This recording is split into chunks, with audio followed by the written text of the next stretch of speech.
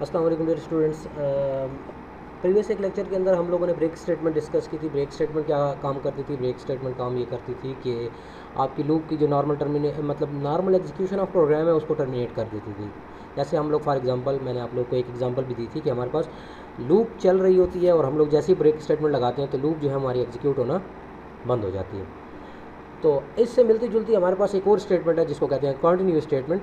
तो continue statement क्या करती है? कंटिन्यू स्टेटमेंट बिल्कुल ब्रेक की तरह काम करती है, लेकिन इसमें क्या होता है कि ब्रेक स्टेटमेंट में जैसे ही हम ब्रेक लगाते हैं तो वो हमारी लूप एग्जीक्यूट होना रुक जाती है। इसमें ये होता है कि वो वाली इटरेशन जो हमारे पास होती है, इटरेशन जो होती है वो हमारी जो है वो स्किप हो जाती है और बाकी जो है ना वो नेक्स्ट इटरेशन की तरफ चली जाती है हमारी लूप। ठीक है, नेक्स्ट आइट्रेशन की तरफ हमारी लूप चली जाती है। फॉर एग्जांपल हम लोग अगर प्रिंट कर रहे हैं, लेट से मैं आपको एक एग्जांपल देता हूँ इस तरह 1 2 3 4 एंड 5, ये हम प्रिंट कर रहे हैं 1 2 3 4 5।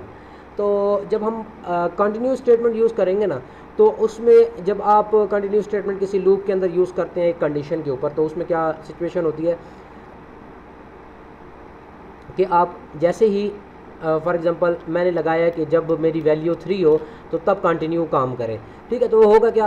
तो जैसे ही वो लूप जो है वो 3 पर पहुंचेगी, 1 2 तो प्रिंट कर देगी, 3 जैसे ही पहुंचेगी ना, 3 वाली वैल्यू जो है या 3 के ऊपर लूप की जितनी भी आइट्रेशन है वो स्किप कर देगी और उसकी जगह वो चली जाएगी 4 के ऊपर। यानी डायरेक्टली ऐसा समझ लें कि जैसे ही कंटिन्यू स्टेटमेंट आती है तो वो डायरेक्टली इंक्रीमेंट के ऊपर चली जाती है हमारी लूप। ठीक है, इसकी एक प्रोग्रामिंग एग्जांपल देख लेते हैं। तो उसको मैं आप लोगों को एक एलेबोरेट भी कर देता हूँ कि हमारे पास ये प्रोग्रामिंग एग्जांपल किस तरह इसमें हमारे पास होती है। ठीक है, और ये कंटिन्यू स्टेटमेंट वर्क किस तरह करती है। तो चलते हैं डेव की तरफ। तो हाँ जी, हम लोग डेव पर आ चुके हैं। चले मैं जल्दी से एक प्रोग्राम लिख लेता हूँ। इंक्लूड मैं ज़रा इसकी हाइटिंग बड़ी कर देता हूँ ताकि आप लोग नज़र आए। stdio.h, अगेन मैं आई एम रिपीटिंग कि stdio.h उस वक्त यूज़ होती है जिस वक्त हम लोग printf या scanf यूज़ करते हैं। तो stdio.h हम लोगों ने इसलिए इंक्लूड किया क्योंकि हमारे पास यहाँ पे printf यूज़ होगा।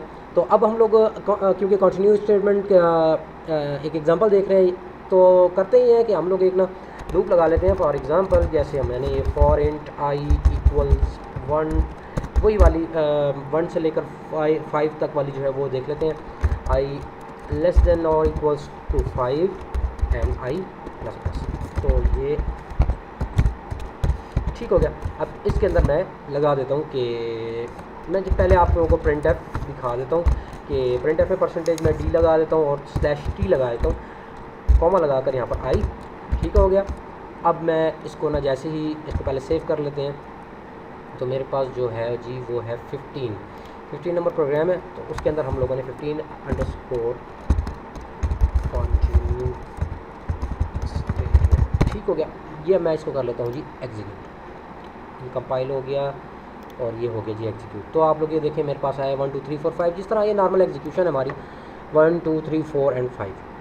ठीक, 1 2 3 एंड 4 एंड 5। ये मेरे पास यहाँ पर जो भी आई की वैल्यू 1 होगी, पहले 1 प्रिंट हो जाएगा, फिर /t प्रिंट हो जाएगा, यानी कि हमारे पास एक टैब प्रिंट हो जाएगा। इस तरह 2 3 4 5। अब करते ये हैं कि हम लोग ना एक कंडीशन लगाते हैं कि जब आई की वैल्यू हमारे पास 3 के बराबर हो या 3 के बराबर हो, तो हमारे पास उस वक्त ना 3 जो है वो स्किप हो जाए। यानी स्किप करने के लिए हम लोग यूज़ करते हैं कंटिन्यू स्टेटमेंट बेसिकली। तो मैं कंडीशन लगा लेता हूँ कि इफ़ आई की जो वैल्यू है वो इक्वल्स टू 3 हो जाए, तो मेरे पास क्या हो जाए जी कंटिन्यू। ठीक, कंटिन्यू देखें ये हाईलाइट हो गया, मतलब बोल्ड हो गया, तो इसका मतलब ये है कि हमारे पास ये रिजर्व वर्ड है।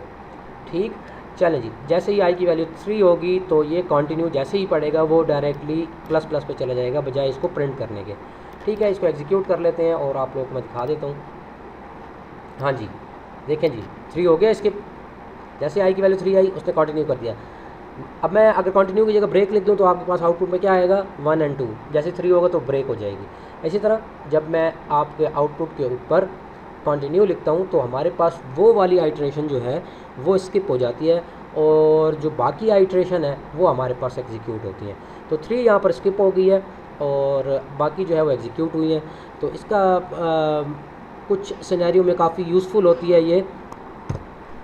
कुछ सिनेरियोज़ में ये काफ़ी यूज़फुल होती है कि हमारे पास कुछ है कि ऐसा होता है कि हम लोगों ने फर्स्ट वाली जो आइट्रेशन है उसको स्किप करना होता है, तो उस सिनेरियो के अंदर ये हमारे पास यूज़फुल होती है। तो that's all for today. Continuous statement के लिए इतना काफ़ी है। होपफुली आप लोगों को समझ आ गई होगी और इंशाल्लाह हम लोग इसको डिस्कस कर लेंगे। तो टिल देन अल्लाह हाफ़िज़ और अपना ख्याल रखिएगा।